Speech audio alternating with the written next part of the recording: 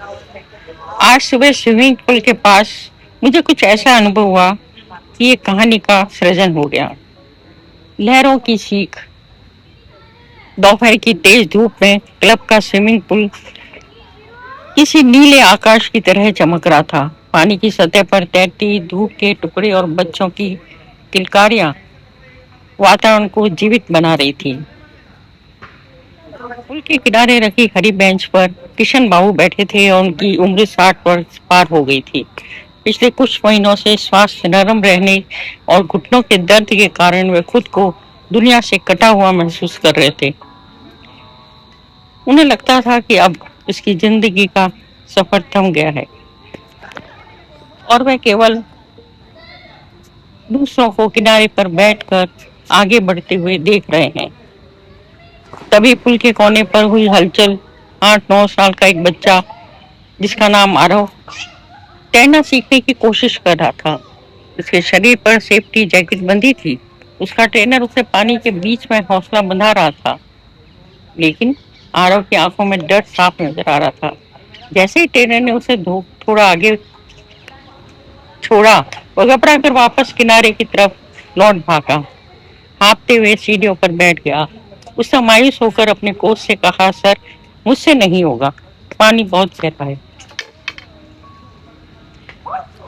मुझे डूबने का डर लगता है। कोच ने प्यार से उसके कंधे पर हाथ रखा और कहा, आरव, पानी से डरना स्वाभाविक है, लेकिन तैरना सीखने के लिए डर के पीछे छोड़कर पानी से दोस्ती करनी ही पड़ती है। जब तक जब तक तुम छलांग नहीं लगाओगे, गहराई का असली अंदाजा नहीं होगा, कभी समझ ही नहीं पाओगे। बेंच पर बैठकर किशन बाबू ये सब चुपचाप देख रहे थे। आरव के चेहरे का डर था, उन्हें बिल्कुल मन के डर के जैसा लग रहा था। वही भविष्य की अनिश्चितता, बुढ़ापे की लाचारी का डर। आरव ने एक लंबी सांस ली और उसने कोच की बात को गौर से सुना। उसने झिझक दूर की फेंकी। इस बार उसने डरे पानी सीधे उतर गया। कदम बढ़ाया। इस बार उसका शरीर थोड़ा ढीला था, डर कम, उत्साह ज्यादा था। उसने पानी में अपनी टांगे चलाई और अगले ही पल वह खुद को पानी की तरह तैरता हुआ पाकर खिलखिला उठा। उसकी हंसी ने पूरे माहौल में एक नई ऊर्जा भर दी थी। किशन बाबू यह सब देख रहे थे। उनके भीतर जैसे बरसों से जमा बर्फ पिघल गई। उन्हें एहसास हुआ कि जिंदगी तो इस स्विमिंग पूल जैसी ही है, उसे चाहे जी लो या डर जाओ। इसी तरह हम चाहे को भी हो, कोई भी उम्र हो, जीवन का सफर कभी थमता नहीं।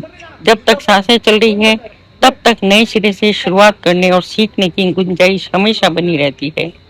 पानी बूढ़ा नहीं होता और न ही सीखने की कोई उम्र बूढ़ी होती है।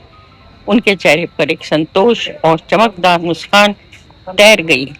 जो पैर कुछ पल पहले भारी लग रहे थे, उनमें एक नया हल्कापन आ गया था। उन्होंने अपनी लाठी को थोड़ा कसकर पकड़ा, खड़े हुए और घुटनों के दर्द को भूलकर उस दिशा में चल पड़े जहां कुछ बुजुर्ग लोग योग और सुबह की सैर की चर्चा कर रहे थे। आज उन्हें समझ में आ गया था कि जिंदगी पुल में उतरने के लिए उम्र नहीं होती, बस जरूरत होती है। कहानी कैसी लगी आपको जरूर बताइएगा। तब तक के लिए धन्यवाद। एक और नई कहानी के साथ जरूर मिलेंगे हम आपसे।